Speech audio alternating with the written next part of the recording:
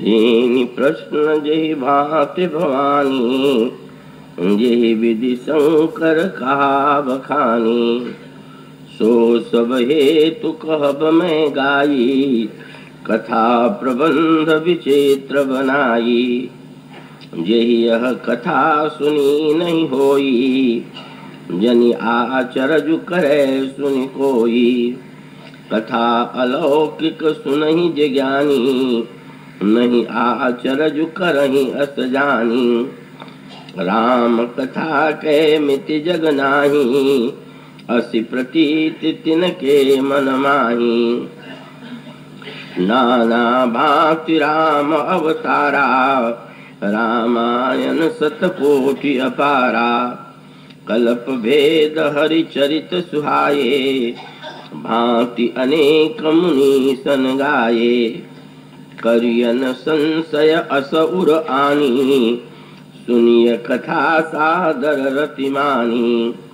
राम अनंत अनंत गुण अमित कथा विस्तार, सुनि आचरज न मानियहि जिनके विमल विचार।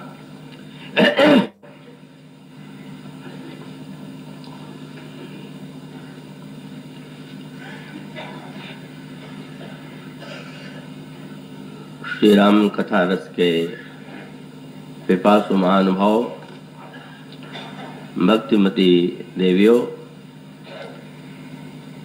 हरि अनंत हरि कथा अनंता किस अर्धाली के संदर्भ में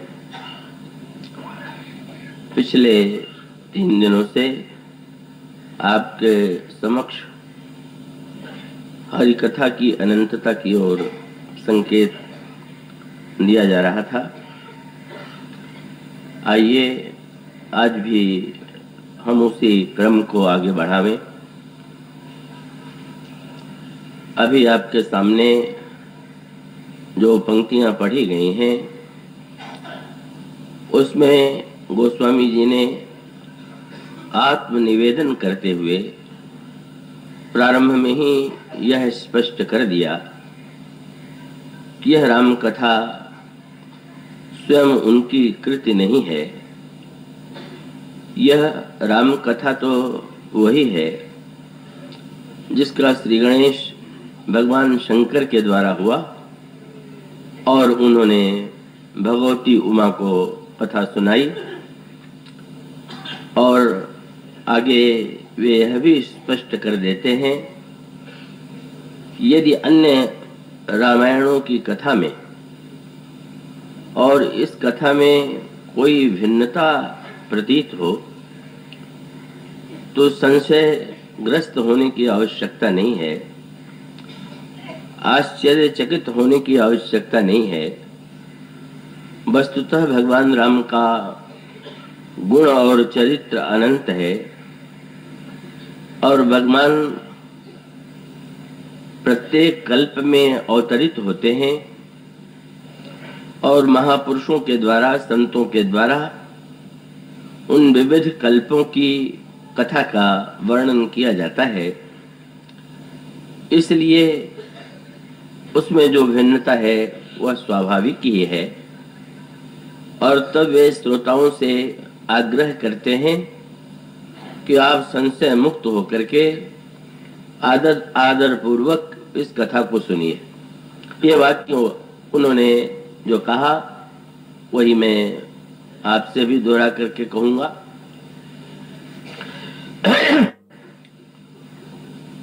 कल जो प्रसंग चल रहा था बड़ा स्वाभाविक और सरल होता यदि गोस्वामी जी राम कथा का श्री गणेश करते और अंत में समाप्त करते और वे यह कहते कि यह श्री राम कथा, यह रामचरितमानस मेरी कृति है। उनके न कहने पर भी अधिकांश व्यक्ति तो यही मानते ही हैं, किंतु उन्होंने एक सांकेतिक क्रम का वर्णन किया। उनसे यह प्रश्न किया गया कि यह श्री राम कथा यदि आपकी कृति नहीं है तो इस ग्रंथ में कहीं आपकी कोई कृति है कि नहीं। और तब उन्होंने एक दोहे में इसकी ओर संकेत दिया। उन्होंने इस ग्रंथ का जो नामकरण किया वह उनका किया हुआ नामकरण नहीं था।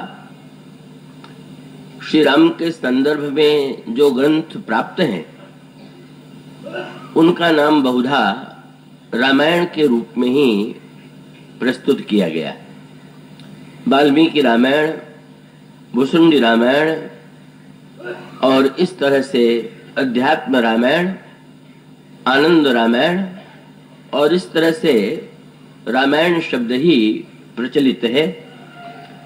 और श्री रामचरितमानस के लिए भी जनता में रामायण शब्द का ही प्रयोग किया जाता है। किंतु गोस्वामी जी ने कहा कि इस ग्रंथ का नामकरण भगवान शंकर के द्वारा किया गया और इसका नामकरण उन्होंने रामायण के रूप में न करके उन्होंने रामचरितमानस के रूप में इसका नामकरण किया।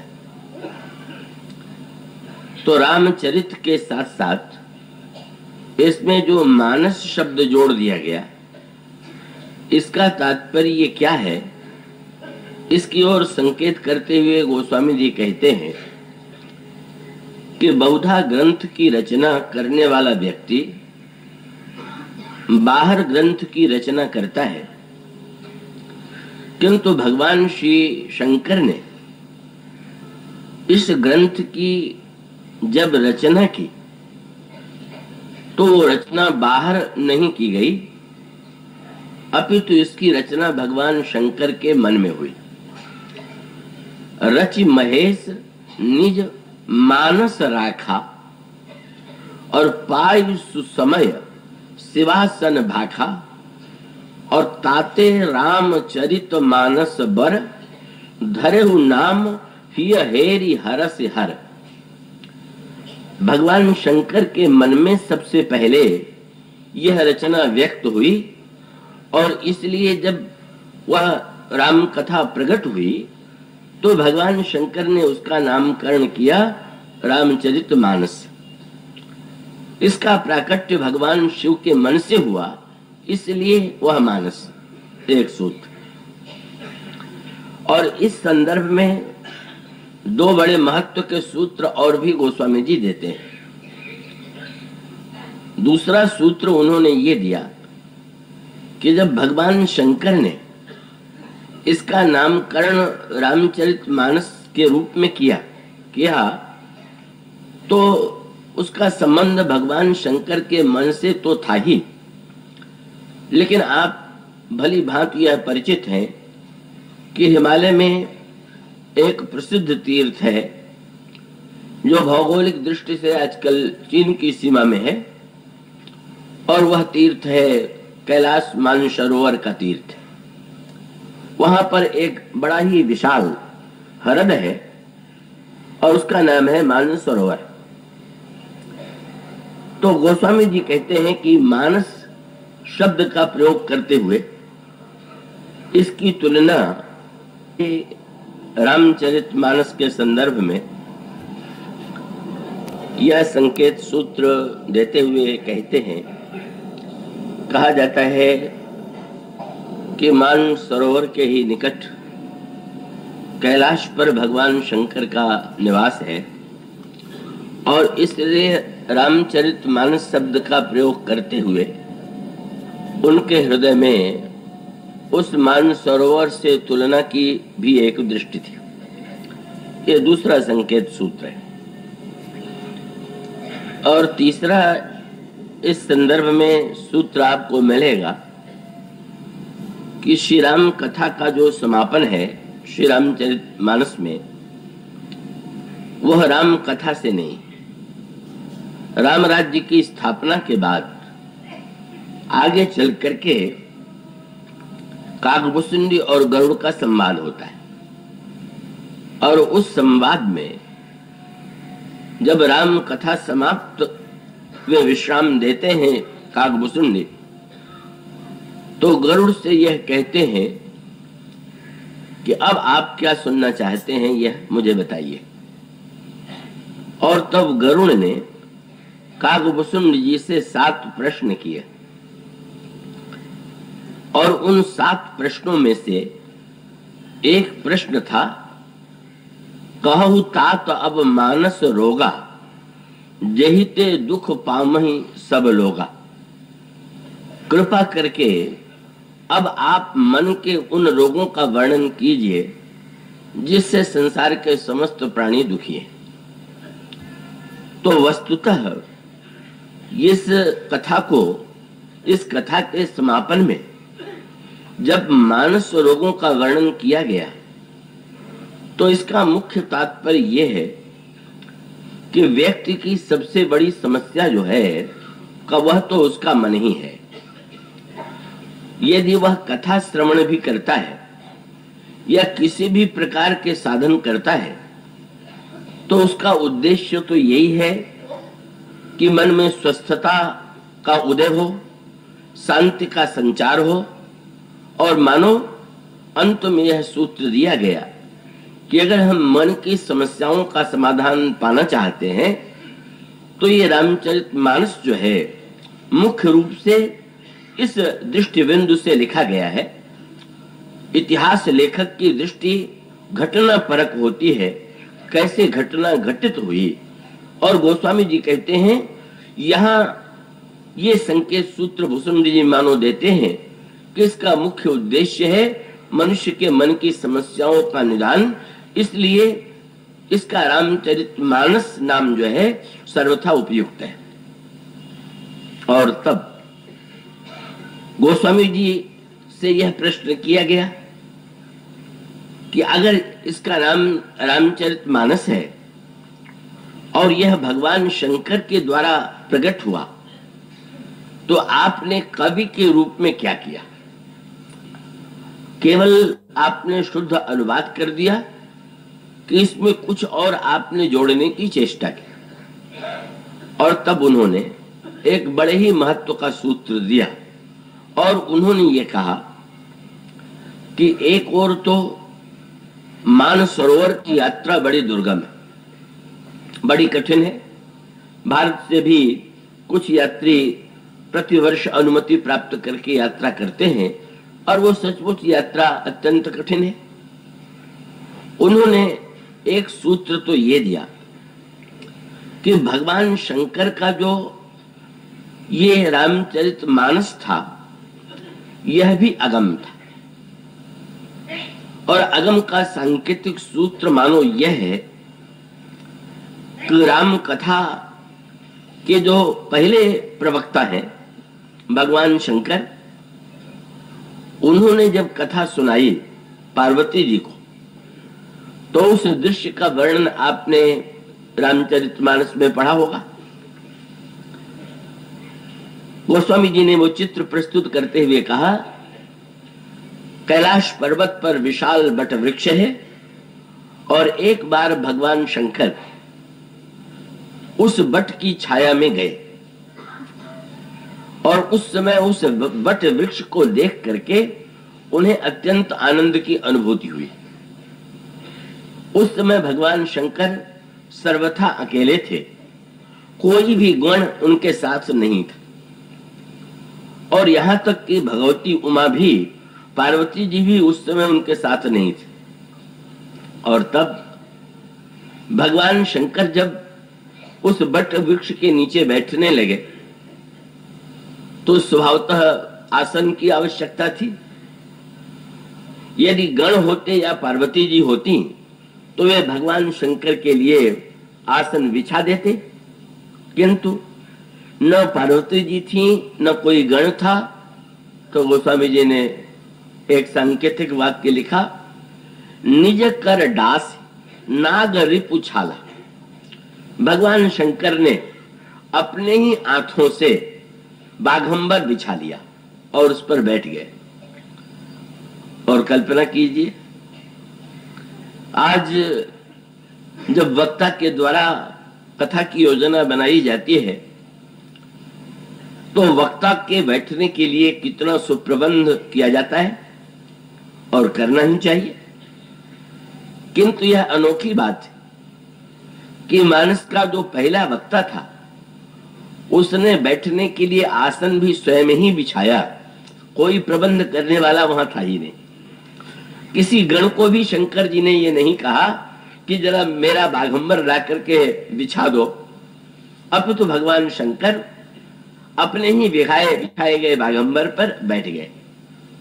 और ये मानो सांकेतिक सूत्र है, और सांकेतिक सूत्र का क्रम वही है जिस संदर्भ की चर्चा कल प्रारंभ की गई थी कि भगवान शंकर बट वृक्ष की छाया देख करके अत्यंत प्रसन्न हुए।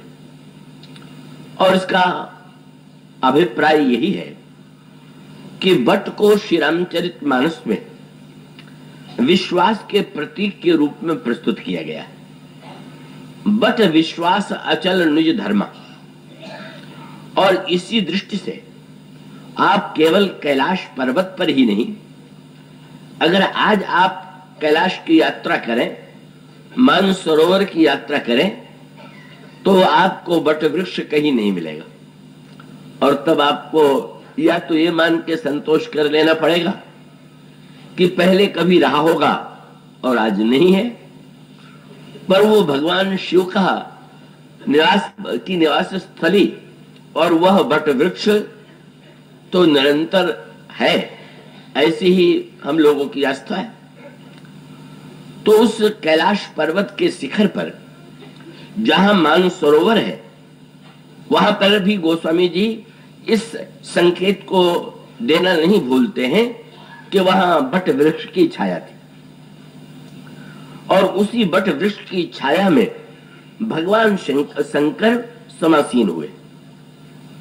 और उस संदर्भ में दोनों को आप जोड़ करके विचार करें। ये जो बट वृक्ष है ये भी विश्वास है। और भगवान शंकर कौन है? तो भगवान शंकर के लिए भी यही वाक्य है, भवानी शंकरो बंदे श्रद्धा विश्वास रूपिणो मूर्तिमान विश्वास। विश्वास का बट वृक्ष और उसकी छाया में बैठे हुए हैं घनीभूत विश्वास भगवान शंकर। इस दिशा में मैं अधिक विस्तार नहीं करना चाहूंगा। रामचरितमानस में विश्वास के अनेकों प्रतीकों का संकेत किया गया है। विश्वास बट है, विश्वास शंकर है, विश्वास ध्रुव तारा है, विश्वास बर्तन है, और ये विश्वास के भिन्न भिन्न स्तर है। और इसका अभिप्राय यह है कि प्रत्येक व्यक्ति के जीवन में समान रूप से विश्वास नहीं होता है, विश्वास में भी भिन्नता होती है। और उस भिन्नता को यूं कहें कि एक विश्वास वह है जो विश्वास ज्ञान के द्वारा पाया गया है, जिसका संकेत तो आपको रामचरितमानस में किया गया। जाने बिनु न होई परतीति और बिनु परतीति होई नहीं प्रीति। जब तक हम जानते नहीं तब तक सच्चा विश्वास हमारे जीवन में उदित नहीं होता। और इसका अभिप्राय यह है कि किसी स्थान का वर्णन या किसी स्थान की महिमा आपने सुनी, पर सुनने के बाद भी आपके अंतःकरण में पूरी आस्था तब होगी जब स्वयं अपनी आंख से उसका आप साक्षात्कार कर लें। और उस समय आपने विश्वास के रूप में जिसे माना था प्रारंभ में, का उस मान्यता के मूल में जानने की बात जब जुड़ जाती है तो विश्वास अत्यंत दृढ़ होता है। और ऐसी स्थिति में भगवान शंकर जो है, वे जो है वो तो साक्षात दृष्टा है।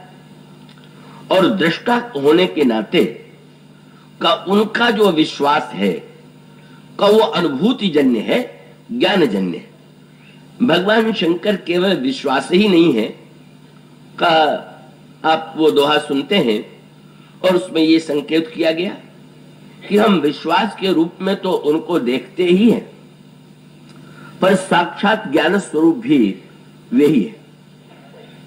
प्रभु समर्थ सर्वज्ञ शिव सकल कला गुणधाम योग ज्ञान वैराग्य निधि प्रणत कल्पतरु नाम।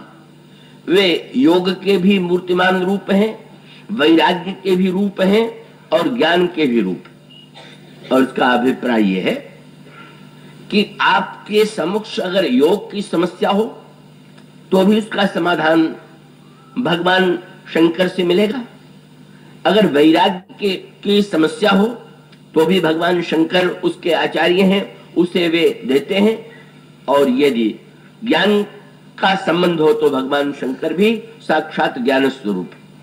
यह तो हमारे आपकी आवश्यकता पर निर्भर है कि हमें क्या चाहिए, ज्ञान चाहिए कि वैराग्य चाहिए कि योग चाहिए। पर इस संदर्भ में भगवान शंकर का जो स्वरूप है वो विश्वास के रूप में ही देखना अपेक्षित है।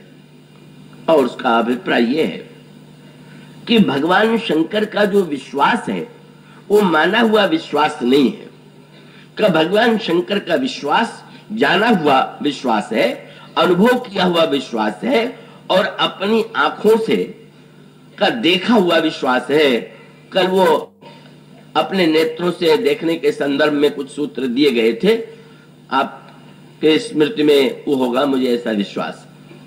और गोस्वामी जी इसका एक बड़ा सांकेतिक और मधुर चित्र प्रस्तुत करते हैं।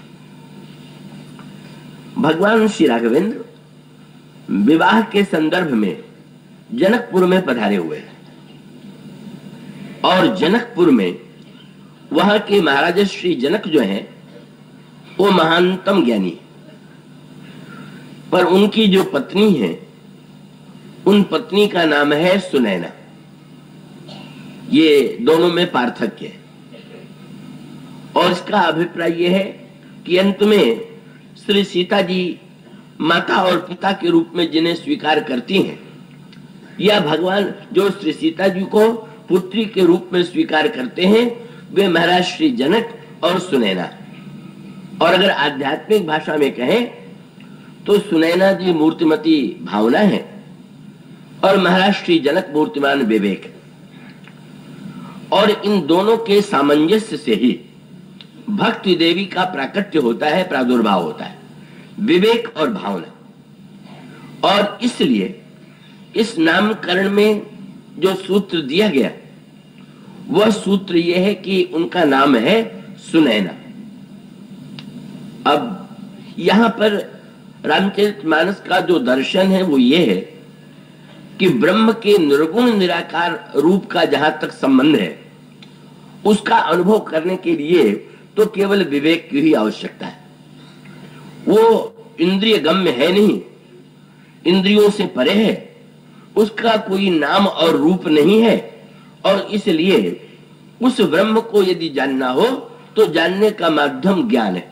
और इसीलिए भगवान राम के लिए जो वाक्य कहा गया, अभी नित्य आप वंदना में सुनते हैं जो पढ़ी जाती है वंदना, उसमें कहा गया वेदांत वेद्यम विभुम, आप वेदांत के द्वारा वेद्य है। और अहिल्या की स्तुति में ये शब्द आता है ज्ञान गम्य जय रघुराई, आप ज्ञान के द्वारा, केवल ज्ञान के द्वारा ही गम्य हैं, अन्य कोई माध्यम नहीं। किंतु जनकपुर में जिस ब्रह्म का आगमन हुआ है वो निर्गुण निराकार से सगुण साकार हो चुका, और सगुण साकार ब्रह्म का अनुभव करने के लिए केवल विवेक से ही कार्य नहीं चलेगा, उसकी अनुभूति तो जब भी होगी तो भावना और भक्ति के माध्यम से ही होगी। अगर किसी के अंतःकरण में भावना नहीं है और भावना से प्रेरित भक्ति नहीं है तो वो व्यक्ति वेदांत के सूत्र को भले ही समझ ले, निर्गुण निराकार तत्व को भले ही का मस्तिष्क में धारण कर ले, पर वो सगुण साकार को ग्रहण करने में असमर्थ रहेगा। ये संकेत आपको रामायण में मिलेगा। साधारणतः तो प्रचलित मान्यता ये है कि निर्गुण और सगुण में जब तुलना की जाती है तो ये कहा जाता है कि निर्गुण स्वरूप जो है वो साधारण व्यक्तियों के लिए सुलभ नहीं है, और सगुण रूप जो है वो सुलभ है, और इसलिए सगुण साकार की उपासना प्रत्येक व्यक्ति कर सकता है और निर्गुण निराकार की उपासना अधिकांश व्यक्तियों के लिए संभव नहीं। और ये बात अपने स्थान पर बिल्कुल ठीक, पर इसका एक दूसरा पक्ष भी है जो आपको श्री रामचरितमानस में पढ़ने को मिला होगा। काकभूषण जी गरुड़ से कहने लगे कि निर्गुण रूप सुलभ अति और सगुण न जाने कोई। यहाँ बिल्कुल उल्टी बात कह दी गई। उन्होंने कहा कि निर्गुण रूप ब्रह्म का जो है वो अत्यंत सुगम है, पर सगुण न जाने कोई। सगुण को जानने वाला व्यक्ति शायद ही कोई। आश्चर्य हुआ गरुड़ को। आज तक तो सुनते आए थे कि निर्गुण कठिन है और आप कह रहे हैं सगुण कठिन है। तो उन्होंने जो सूत्र दिया वो वाक्य जो है वो भी अपने स्थान पर ठीक ही है, पर उन्होंने जो सूत्र दिया वो भी स्पष्ट रूप से समझ में आता है। उन्होंने कहा सगुण अगुण, कृपया पूरे चैतन्य रहिएगा, क्योंकि गोस्वामी जी ने एक मधुर व्यंग किया है, और वो व्यंग ये है कि उनसे कहा गया कि चलिए अगम मानस को आपने सुगम बना दिया तो अब तो लोग बड़ी सरलता से स्नान कर सकेंगे। तो गोस्वामी जी ने एक मीठा कटाक्ष किया कि भाई मान लीजिए कोई गंगा की महिमा सुने और ये लगे कि गंगा तो अत्यंत समीप है और माघ में स्नान का बड़ा फल है, यह सुनकर के वो चला तो गया, पर अगर उस समय शीत लहरी हो, ठंडी ठंडी हवा चल रही हो, तो व्यक्ति आतंकित हो जाता है कि इसमें पूरा वस्त्र उतार करके गोता कैसे लगावे।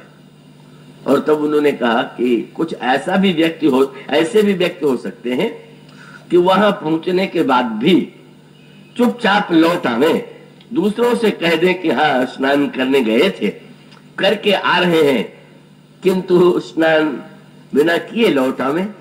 इसी प्रकार से उन्होंने ये कहा कि रामचरितमानस में भी कई लोग स्नान करने तो आते हैं किंतु बिना स्नान किए लौट जाते हैं।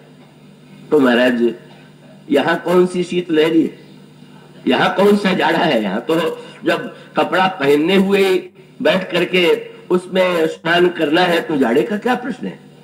और तब आपने वो पंक्ति पढ़ी होगी, उन्होंने कहा कथा में जो जाड़ा लगता है वो दूसरे प्रकार का है। और वो जाड़ा कौन है? बोले जड़ता जाड़ विषम उड़ लागा, ना समझी का जाड़ा। बैठ तो गए पर क्या कहा जा रहा है समझे में नहीं आ रहा। सो चुप्पी साध लिया कि अब अपने काम की कोई बात आवेगी तो सुन लेंगे, अभी थोड़ा सा नींद ले ले। गोस्वामी जी ने यही कहा, यही जाड़ा जो है जड़ता जाड़ विषम उड़ लागा और गए न मज्जन पाओ अभागा। कितना दुर्भाग्य है कि बेचारा इतना परिश्रम करके गया और जाने के बाद भी उसको जड़ता के जाड़े के कारण स्नान न करने को नहीं मिला। तो मुझे विश्वास है कि आप लोग तो प्रबुद्ध हैं, जड़ता के जाड़े से आप पीड़ित नहीं होंगे, पर मुझे फिर भी सावधान वक्ता के नाते कर देना पड़ता है कि उस जाड़े से जरा बचे रहिएगा। और ये सूत्र तो अत्यंत गंभीर है। गोस्वामी जी ने ये जो वाक्य कहा उसमें दो शब्दों पर ध्यान दीजिए। उन्होंने कहा निर्गुण जो है वह तो केवल निर्गुण है, और ये जो सगुण है उसकी विचित्रता कठिनाई ये है, वो शब्द पकड़िए, सगुण अगुण। एक और वह दिखाई दे रहा है सगुण के रूप में और अंतरंग में है वह निर्गुण। अब ऐसी स्थिति में एक बड़ा विचित्र प्रकार का द्वंद्व सामने आ गया। क्या? बोले सगुण अगुण नाना चरित, निर्गुण निराकार के रूप में जब उसका न कोई रूप है, न कोई उसका नाम है, न उसका कोई चरित्र है, तो उसकी आलोचना का प्रश्न ही नहीं। पर जब ये कहेंगे कि निर्गुण निराकार ब्रह्म सगुण साकार हुआ और सगुण साकार होने के बाद उसके उसके द्वारा ये घटनाएं घटित हुई, ये चरित्र घटित हुआ, तब तो पग पग पर प्रश्न आवेगा। और वही शब्द उसमें लिखा हुआ है कि सगुण अगुण नाना चरित तो सुनि मुनि मन भ्रम होए। जब उन चरित्रों की बात सामने आती है तो साधारण व्यक्तियों की तो बात क्या है, मुनियों के मन में भी भ्रम उत्पन्न हो जाता है। और भ्रम उत्पन्न होने का तात्पर्य जब ये पढ़ेंगे कि महाराज श्री दशरथ के महल में, भवन में कौशल्या जी के गर्भ से भगवान श्री राम का जन्म हुआ, तो बस वहीं से प्रश्न प्रारंभ हो गया, तर्क प्रारंभ हो गया कि अच्छा ये जो व्यापक ब्रह्म है वो पेट में कैसे आवेगा। वो तो यहीं से, बस ये प्रारंभ यहीं से होगा। यही सती जी ने भगवान शंकर से कहा था कि ब्रह्म जो व्यापक विरज अज अकल अनीह अभेद सो की देह धरी होई नर जाहि न जानत वेद। कैसे कौवे जो असीम है, अनंत है, का वो व्यक्ति सीमा में, पेट में कैसे आवेगा। जो अरूप है उसका रूप कैसे होगा। और इसका अर्थ ये है कि सगुण का जो प्रत्येक कार्य है वो तर्क करने वाले के लिए निश्चित रूप से आलोचना और संशय का कारण बन जाता है। वही संशय सती ने भगवान शंकर से किया।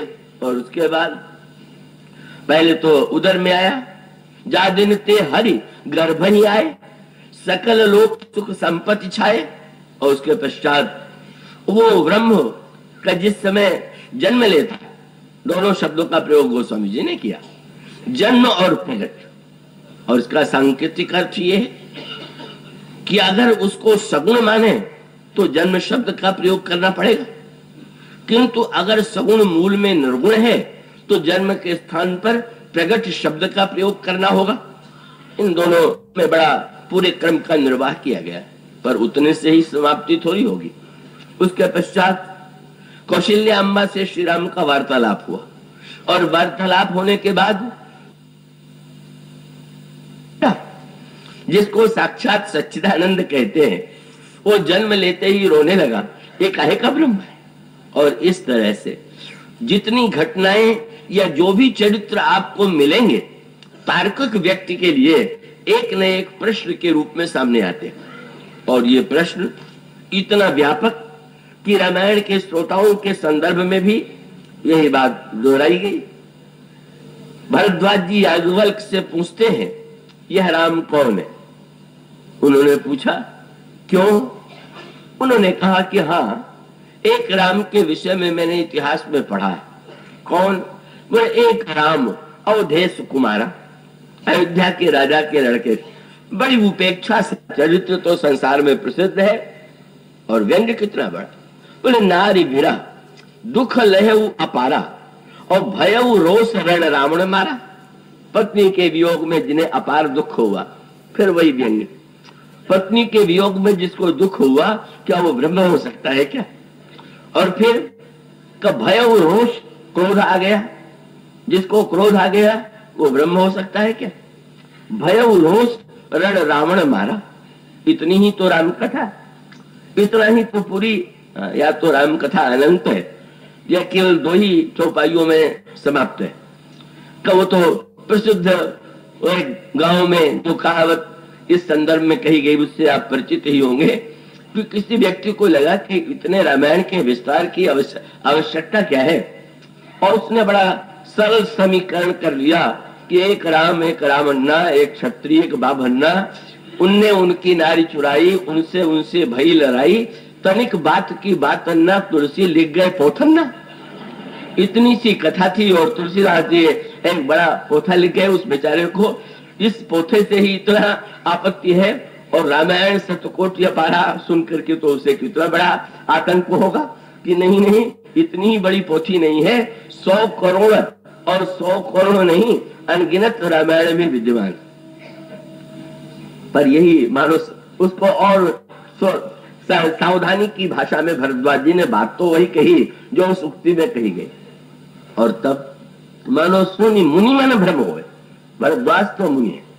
और उसके पश्चात गरुड़ भगवान को धारण करने वाले उनके वाहन है।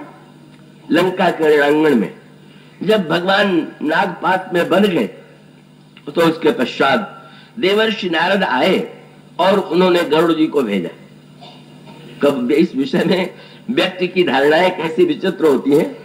रामचरितमानस का इतना प्रचार है, पर मुझे स्मरण है कि जब दूरदर्शन पर ये नागपाश में बंधन का प्रसंग आया तो न जाने कितने व्यक्तियों ने मुझसे पूछ दिया कि ये कहां से आ गया, ये तो कोई प्रसंग नहीं है। मुझे कहना पड़ा कि शायद आप रामायण को ध्यान से नहीं पढ़ते।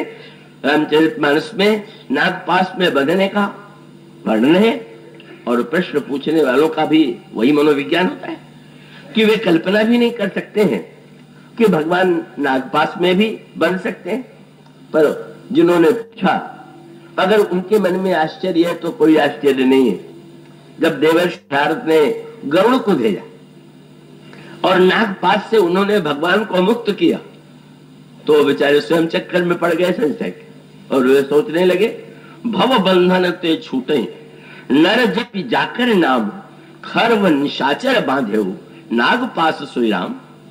जिनका नाम लेकर के जीव भव बंधन से छूट जाता है, उन भगवान को एक राक्षस ने बांध लिया, ये कैसे भगवान। और इसका अभिप्राय ये है कि बुद्धिमान से बुद्धिमान व्यक्ति भी जब भगवान के चरित्र की घटनाओं के विषय में पढ़ता है, सुनता है, या जिसने सामने घटित होते हुए देखा, उसके अंतःकरण में एक प्रकार की भ्रांति का, एक प्रकार के भ्रम का उदय होता है। और ऐसी स्थिति में जो वक्ता है और जो श्रोता है, या निर्गुण और सगुण का सामंजस्य करने की जो क्षमता होगी, वहां पर भी सूत्र वही है जो जनकपुर के संदर्भ में कहा जा रहा था। निर्गुण निराकार ब्रह्म सगुण साकार होकर के जनकपुर में दूल्हे के वेश में आया हुआ। पर अगर जनक अकेले होते तो शायद न पहचान पाते, पर उनकी पत्नी सुनैना थी। और सुनैना शब्द का अर्थ तो आप जानते ही हैं कि जिसके नेत्र बड़े सुंदर। रामायण में वैसे अन्य ग्रंथों में श्री सीता जी की सखियों का नाम भी अलग अलग बताया गया है। चंद्रकला, चारुशीला, लक्ष्मणा, इस प्रकार से उनके अष्ट सखियों का अयोध्या में और मिथिला की सखियों का वर्णन किया गया। पर तुलसीदास जी की तो अपनी भाषा है। जब जनकपुर की स्त्रियां बात करती हैं तो गोस्वामी जी ने से पूछा गया, इनका नाम भी तो बता दीजिए, ये कौन है। तो उन्होंने तुरंत कहा, कहानी परस्पर कोकिल बहनी। पहला नाम तो उन्होंने किया कोकिल बहनी, जितनी है वो कोकिल बहनी। और एक दूसरे को जब पुकारती हैं तो किस नाम से पुकारती है, कहानी परस्पर कोकिल बहनी, यही विवाह बड़ लाभ सुनैनी। प्रत्येक जनकपुरवासिनी स्त्री दूसरी स्त्री को सुनैना कह करके ही पुकारती। और उसका अभिप्राय क्या है कि सारे जनकपुर की जितनी नारियां हैं वो सुनैना। और सचमुच यह सुनैना शब्द बड़े ही दूर अर्थों वाला है। और उसका अभिप्राय ये कि उस सगुण साकार ब्रह्म को देखने के लिए जो आंखें चाहिए, जो दृष्टि चाहिए, और जिस दृष्टि में भावना हो, अनुराग हो, रस हो, प्रीति हो। क्या रावण ने श्री राम को नहीं देखा क्या? क्या राक्षसों ने भगवान श्री राम को नहीं देखा क्या? किंतु देखने के बाद रावण तो बड़ा योग कथावाचक भी था अपने ढंग का, और उसने व्याख्या कर दिया। श्री राम ने अयोध्या का राज्य छोड़ करके वे वन में चले गए। रावण ने तुरंत व्याख्या किया, वन में चले गए, दशरथ जी ने वन दिया, पर तुम लोगों ने यह विचार किया कि दशरथ जी ने वन क्यों दिया होगा। और तब उसकी अपनी व्याख्या है, बोले अगुण अमान जानते ही दीन पिता बनवास। लड़का योग्य होता है तो तोरी पिता घर से निकालता है, अयोग्य लड़कों को ही तो घर से निकाला जाता है। सो दशरथ ने देख लिया कि इस लड़के में न कोई गुण है और न तो स्वाभिमान है, सो निकाल दिया। लोग तो कहते हैं कि राज्य छोड़ करके आए, बोले ये सब कपोल कल्पना है, ये प्रचार की कला है। वस्तुतः राज्य छोड़ करके नहीं आए, तुम लोग सुन करके मान रहे हो। मैंने प्रत्यक्ष देखा। क्या कि वो स्वर्ण मृग के पीछे भागे। सोचो, जो सोने के मृग के पीछे पागल होके भागा वो राज्य छोड़ सकता है, ये कोई मूर्ख ही मानेगा। रावण की दृष्टि में तो ये भी कंस का अभिप्राय है कि रावण की दृष्टि से यदि राम को देखें तो ऐसा ही लगेगा। और ऐसी व्याख्या करने वालों की आज भी कमी नहीं है। अब उस संदर्भ में आपको समाचार पत्रों में कभी कभी इस प्रकार की बातें भी मिलती होंगी, और उसका अर्थ यह है कि सचमुच भगवान को देखने के लिए दृष्टि की अपेक्षा, और वह दृष्टि अगर नहीं है तो आप भगवान के सौंदर्य को, भगवान के रूप को देखने में असमर्थ हैं। इसलिए जब भगवान राम जनकपुर में पधारते हैं तो इसीलिए पधारते हैं, कई महाराज श्री जनक जब तक श्री जानकी जी को नहीं पा लेते, जब तक श्री जानकी जी का प्राकट्य नहीं होता है, तब तक श्री राम का आगमन नहीं होता है। और इसका अभिप्राय यह है, जब तक भावना और भक्ति की वृत्ति का उदय नहीं हुआ तब तक भगवान के सगुण साकार रूप का अनुभव और दर्शन और साक्षात्कार किसी व्यक्ति को नहीं हो सकता। और तब गोस्वामी जी ने जो चित्र प्रस्तुत किया उस पर गहराई से विचार कीजिए। राम एक है कि अनेक? हरि अनंत, हरि कथा अनंता तो कह दिया गया, पर गोस्वामी जी ने इसके इतने सूक्ष्म संकेत अलग अलग संदर्भों में किए हैं कि वे ग्रहण करने योग्य हैं। गोस्वामी जी ने एक सूत्र तो ये दिया, एक सूत्र तो आपको मिलेगा पुष्प वाटिका प्रसंग में, का वो एक स्वतंत्र ही प्रसंग है। और उस प्रसंग में भी गोस्वामी जी ने भगवान राम को देखने की, हम जब श्री राम को, श्री राम के रूप को देखना चाहेंगे तो हमारे पास कौन सी दृष्टि चाहिए, और तब क्रम है। श्री राम नहीं दिखाई दे रहे, श्री सीता जी उन्हें खोज रहे हैं, और तब सूत्र पहला दिया गया, लता ओट तब सखी न लखाए। एक सखियों ने लता की ओट में श्री राम को देख लिया, और ये मानो पहली भाषा है कि ईश्वर को देखने के लिए वह दृष्टि चाहिए जो लता के आवरण को पार करके उन्हें देख सके। और यह लता जो है वस्तुतः माया का ही प्रतीक है, और उसका अभिप्राय यह है, ईश्वर माया के कारण ही दिखाई नहीं देता है, और जिसकी दृष्टि इतनी पैनी हो कि उस लता की आड़ में छिपे हुए ईश्वर को भी देख सके, वही व्यक्ति ईश्वर को, भगवान को देखने में सक्षम होता है। वह ईश्वर ढूंढने पर भी, खोजने पर भी दिखाई नहीं देता है। चितवत चकित चहु जिस सीता, कहां गए नृप किशोर मन चिंता। मानो श्री सीता जी व्याकुलता पूर्वक जब श्री राम को ढूंढ रही थी तो वो ढूंढना उनके लिए आवश्यक नहीं था, पर मानो हम लोगों के लिए यह संकेत सूत्र था कि हमारे अंतःकरण में उत्कंठा ईश्वर के खोजने की, ईश्वर को देखने की, ईश्वर को पाने की है कि नहीं। कल आपके सामने वो बात आई थी। सबसे पहले सखी ने देखा, सखी ने आकर के भगवान की सुंदरता का वर्णन किया। सखियों ने, श्री सीता जी की सखियों ने उस सखी से पूछ दिया, तासु दशा देखी सखिन पुलक गात जल ने। वह देख करके जो लौटी उसके आंखों से आंसू बह रहा था, और मानो ये पहला चिन्ह था। और उसके आंखों से आंसुओं को बहते देख करके सारी सखियां उसका हाथ पकड़ करके पूछती हैं, कहू कारण निज हरस कर पूछे सब मृदु बहन। ये तुम्हारे आंखों से जो अनवरत आंसू बह रहे हैं, क्या तुमने देख लिया, क्या पा लिया, ये अद्भुत आनंद की अनुभूति कैसे हो रही। ये भक्तों के संदर्भ में, आंखों के संदर्भ में कई वाक्यों में आप पाएंगे,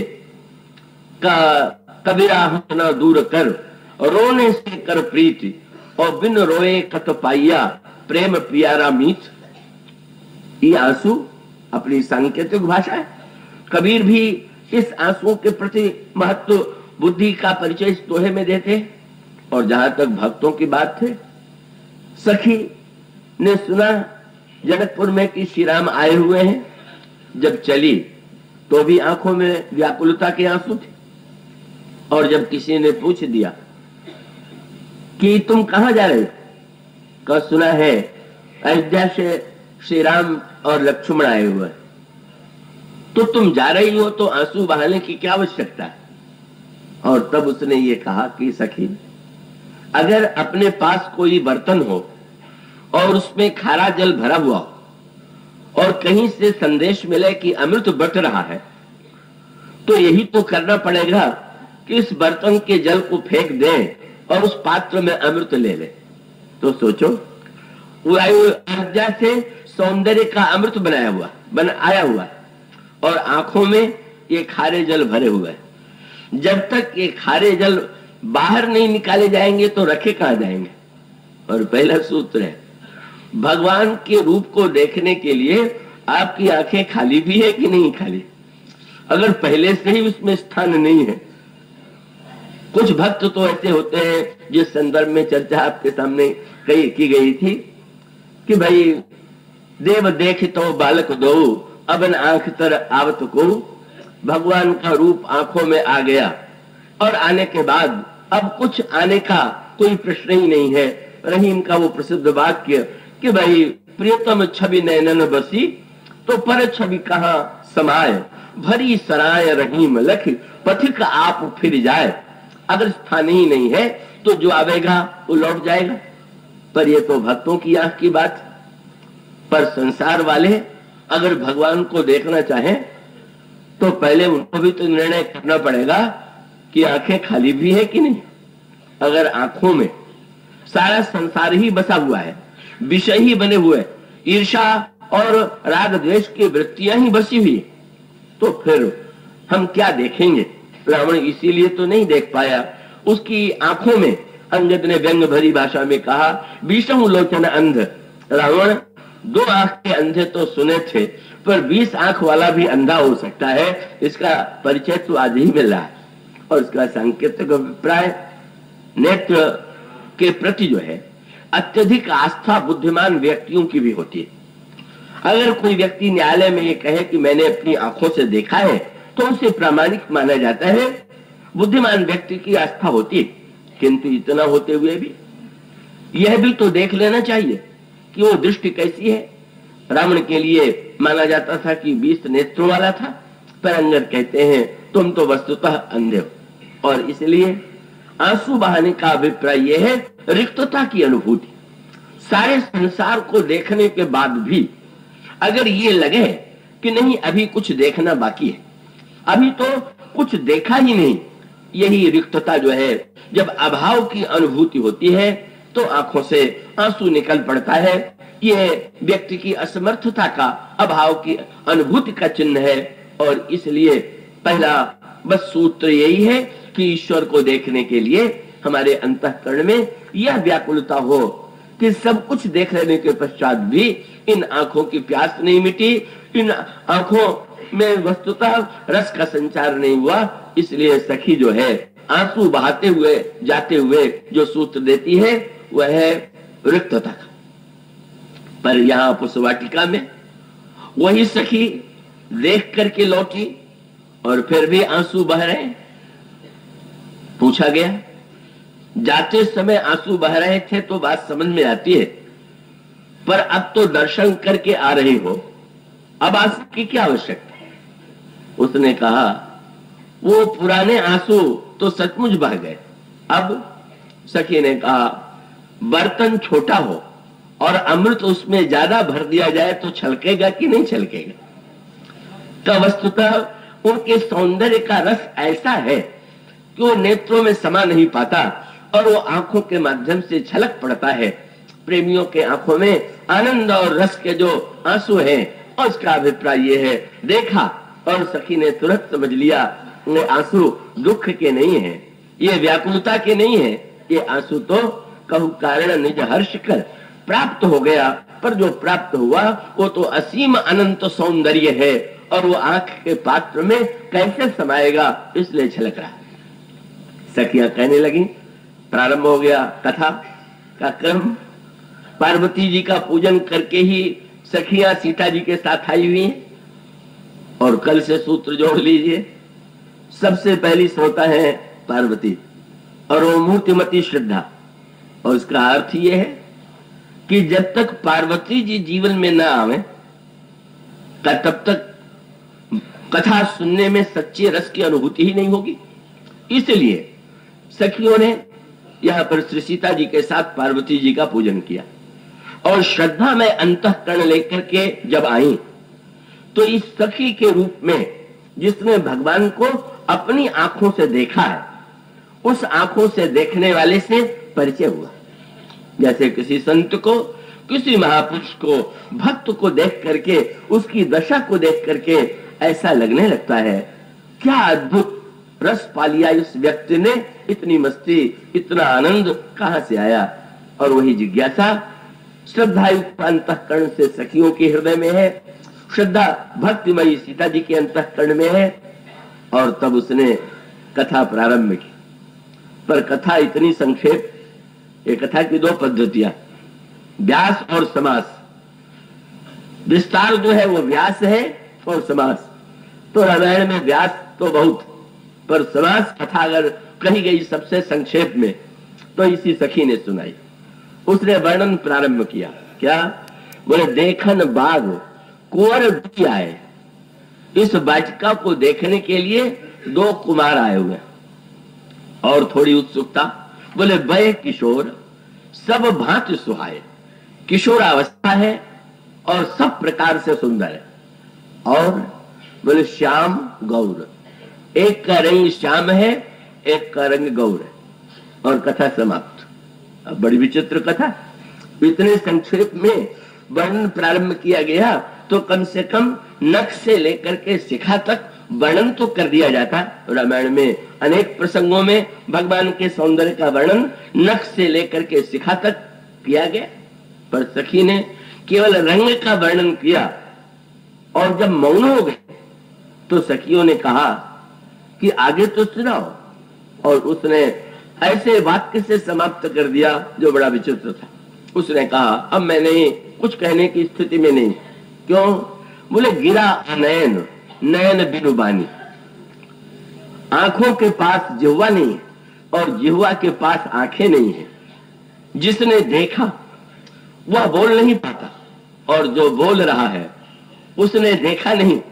ऐसी स्थिति में मनो उस अनिर्वचनीयता की ओर, एक और काव्य है इसमें, पर इसका अभिप्राय यह है कि ब्रह्म इतना अनिर्वचनीय है कि संसार की जो वस्तुएं हैं वे अपूर्ण हैं।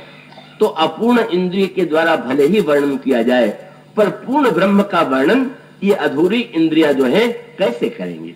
ये अपूर्ण, मानो इसकी ओर संकेत किया, मानो पूर्ण सौंदर्य आया हुआ है जो अनिर्वचनीय है, वाणी से परे। दूसरी सखियों के मन में यह प्रश्न आ सकता है कि ये तो संसार में यही देखा जाता है कि हम देखते हैं आंख से और वर्णन करते हैं जिह्वा से। तो तुमने आंख से देखा, अगर जिह्वा से वर्णन करो तो उसमें आपत्ति क्या है? उसने कहा कि ना, होता ये कि आंख से देखते हैं पर देखने वाला एक और होता है, और वो होता है अगर आंख के साथ मन न हो तो दिखाई नहीं देगा। तो आंख ने देखा, मन ने अनुभव किया, और वर्णन करेंगे तो मन बुद्धि को सुनावेगा, क्योंकि बुद्धि से भाषण दिया जाए। आंख ने देखा, मन ने रस लिया, उसने बुद्धि को बताया और बुद्धि ने उसको भाषा का रूप देकर के वर्णन किया। सखी ने कहा, संकेत था कि यह समस्या कठिन ये है कि वो बीच वाला तो यहां है ही नहीं। और उसका अभिप्राय यह है, उस सौंदर्य को देखने के बाद मन तो वहीं रह गया, तो बुद्धि को बतावे कौन और फिर भाषण के सुनावे कौन। और मानो संकेत था, वह सौंदर्य ऐसा है कि जिसको देखने के बाद फिर मन लौट करके नहीं आ जाता। लिए लाई मन साथ फेरे सब प्रिय वचन कही, लिए लाई मन साथ अनिर्वचनीयता का संकेत। मन जहां पर पूरी तरह से समा जाता है उसकी ओर संकेत। और उसके पश्चात मानो अभिप्राय यह था कि सुनने की सार्थकता तो देखने में है। आप लोग वर्णन में ही लगी रहेंगे क्या? अरे अवसर आया हुआ है तो इस अवसर का सदुपयोग कीजिए और आप देखिए तो। और तब सखियां देखने के लिए चलती हैं सीता जी के साथ। अभी सखी के आंख से जिन्हें देखा, अब उन्हें अपनी आंख से देखना है, और अपनी आंख से देखना है तो फिर क्रम है।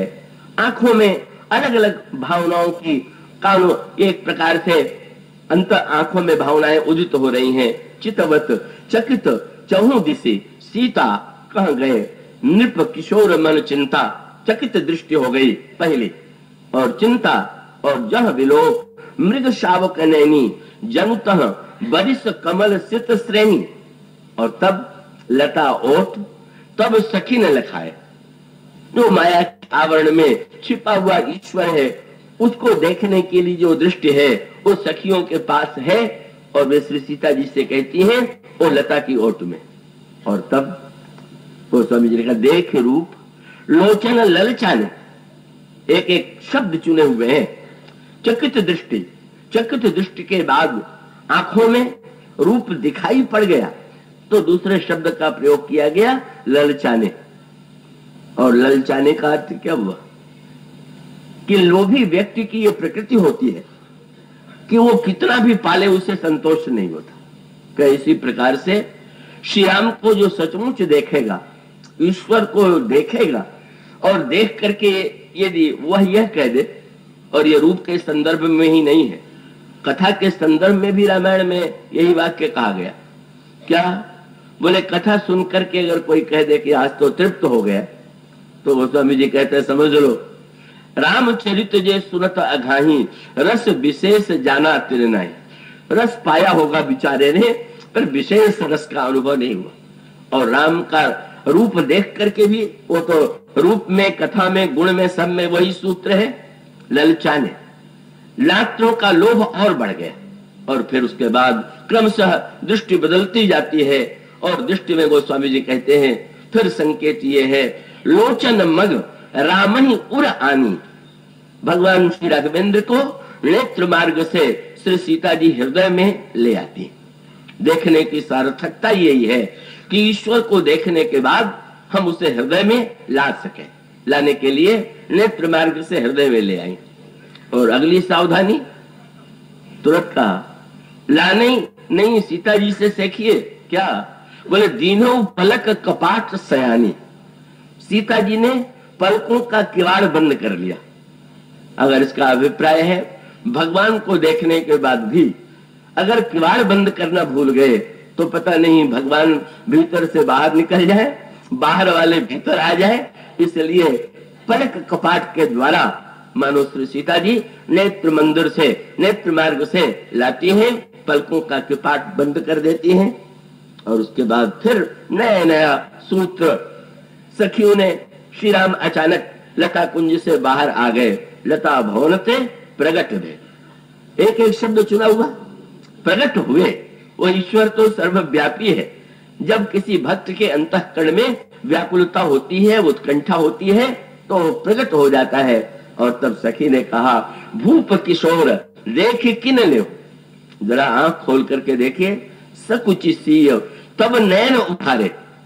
श्री सीता जी नेत्र को थोड़ा खोल करके देखती हैं, भीतर भी श्री राम, सामने भी श्री राम।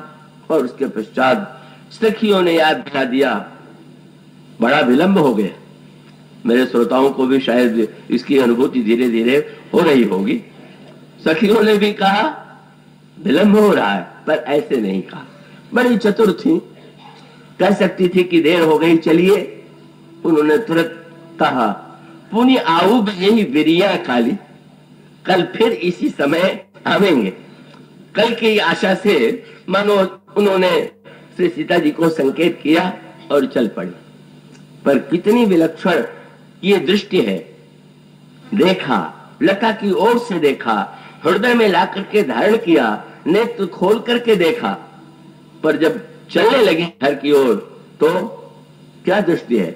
वो स्वामी जी ने कहा, आज जा रही हैं घर की ओर, और दृष्टि कहा, देखन मिस मृग विहंग तरु फिरत बहोरी बहोरी, और निरखी निरखी रघुबीर छवि बाढ़त प्रीति न थोड़। कभी कहती हैं वो मृग कितना सुंदर है, वो पक्षी कितना सुंदर है, वो वृक्ष कितना सुंदर है। वस्तुतः श्री राम को देखने के लिए नई नई बातें जोड़ देती हैं। सखी श्री राम को तो देख चुकी, जरा इस मृग को भी तो देख लें। चरणों को देखना हो तो मृग का नाम ले लेती हैं, और शरीर को देखना हो तो वृक्ष का नाम ले लेती हैं, और आंखों की ओर देखना हो तो विहग का नाम ले लेती हैं। इस तरह से एक दिव्य रस, आंखों में ईश्वर के दर्शन, उसकी उत्कंठा, उसकी व्याकुलता, उसकी प्राप्ति, और प्राप्ति के बाद भी संसार के व्यवहार में जाते समय भी उसी रस की निरंतर अनुभूति।